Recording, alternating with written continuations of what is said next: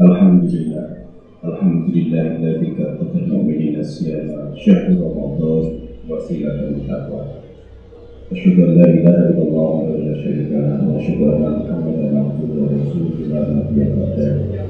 Allahumma shalli wa sallim wa barik ala sayyidina Muhammad wa ala alihi wa sahbihi wa man tabi'ahum bi ihsan ila yaumil qiyamah. Ma'asyiral hadirin jamaah Jumat yang jamaah salat subuh yang dimuliakan oleh Allah.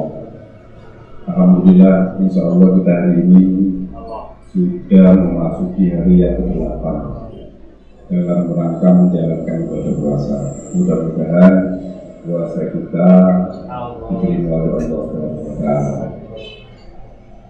Jamaah salat subuh masjid Al-Mubakin yang dimuliakan oleh Allah. Kita seringkali mendengar kata puasa, tapi kita belum sempat memikirkan puasa itu sebetulnya istilah diambil dari mana. Dalam khazanah Islam itu tidak ada kata-kata puasa. Dalam Al-Quran, dalam hadis, dalam kitab fikih yang lain juga tidak pernah disebutkan puasa. Lah puasa itu dari mana? Itu yang perlu kita ketahui biar kita mengenal apa itu puasa. Islam masuk ke Nusantara itu mulai dari Raja Sima sekitar abad ke-4-an. Lah Ratu Sima sampai zamannya Wali Songo tahun sekitar 1434-an itu Islam di Nusantara nggak bisa berkembang sekitar hampir 800 tahun dari kerajaan Kahingga sampai musimnya Wali Songo itu Islam tidak bisa berkembang di Nusantara. Kenapa tidak bisa berkembang?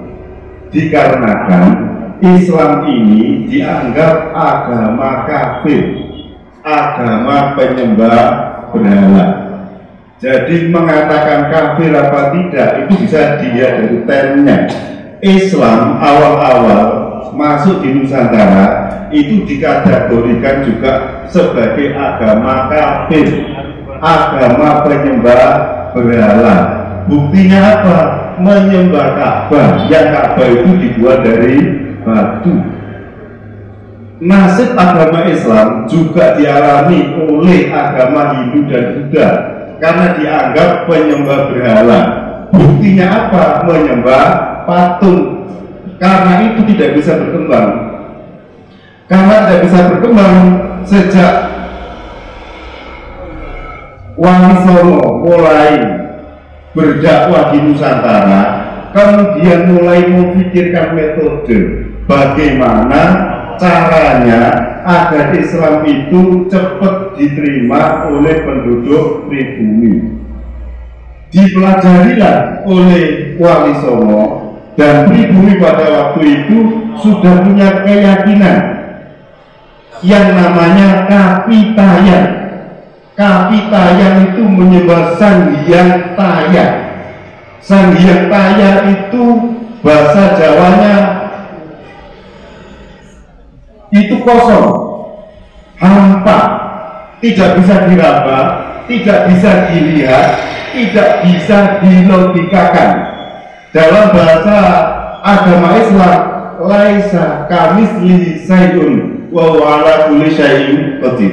Sesuatu yang tidak jelas, tidak nyata, tidak bisa dilogikakan itu mempunyai kekuasaan yang adil kodrati. Nah, kemudian Wali Songo menyimpulkan sebetulnya keyakinan agama Islam dengan keyakinan agama yang menyembah Sang Hyang Taya, Kapitayan, itu ada kesamaan. Itu Wali Songo. Caranya adalah mencari kesamaan, tidak mencari perbedaan. Nah, kemudian yang awalnya Islam dikatakan agama kafir itu, kemudian Wali Songo membuat satu narasi untuk menjelaskan kepada para kapitayan kalau sesungguhnya Islam itu sama dengan kapitayan, tidak menyembah berhala. Ka'bah itu hanya sebagai kiblat, dan di dalam Ka'bah itu kosong, subuh, tidak ada apa-apanya. Karena itu kemudian timbullah konsep kiblat papat limo pancer. Yang kelima itu yang di dalam itu kosong itu. Jadi Wali Songo cara berdakwah tidak mencari perbedaan tapi mencari kesamaan. Bahkan Sunan Bonang itu mengatakan kapitayan itu sudah Islam karena agama tauhid, tidak mau menyembah berhala dia, tidak mau menyembah patung. Karena itu Sunan Bonang mengatakan sudah Islam, hanya saja belum syahadat dan belum dihitan. Nah, karena itu kemudian orang-orang kapitayan mau menerima sedikit demi sedikit mengenai keyakinan agama Islam, kaitannya sama ketuhanan. Kemudian para wali juga menelisik lagi, ada apa lagi ajaran di kapitayan, ada yang namanya Prata Poso Broto atau dikenal dengan istilah upawasa. Upa itu mendekatkan, wasa itu Tuhan. Upawasa adalah mendekatkan diri kepada Tuhan. Para kapitayan caranya mendekatkan diri kepada Tuhan itu dengan cara melaksanakan puasa mulai pagi sampai malam hari. Dilihat juga oleh para wali songo, oh ternyata sama. Dalam Islam juga ada namanya puasa, mulai dari pagi sampai maghrib baru boleh makan. Dari kata-kata upawasa itulah kemudian para wali mengambil jalan tengah. Puasa itu dalam Al-Quran tidak ada term puasa, yang ada itu asyam, as-saum. Bulannya namanya Ramadan. Dan biar familiar, karena itu kemudian Wali Songo menamakan as-saum itu menjadi puasa, diambil dari kata-kata upawasa. Kemudian para wali melihat lagi, apalagi kesamaan dengan ajaran Islam. Di kapitayan ada ajaran puasa poso pitu, hari yang kedua sama hari yang kelima.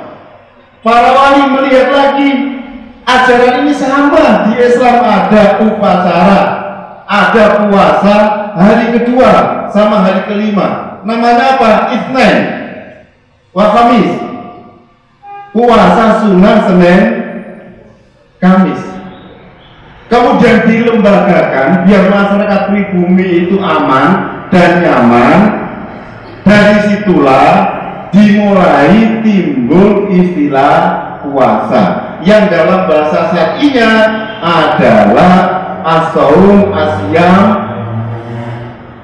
kalau bulannya Ramadan. Dan banyak lagi, termasuk juga sholat, termasuk juga bedul.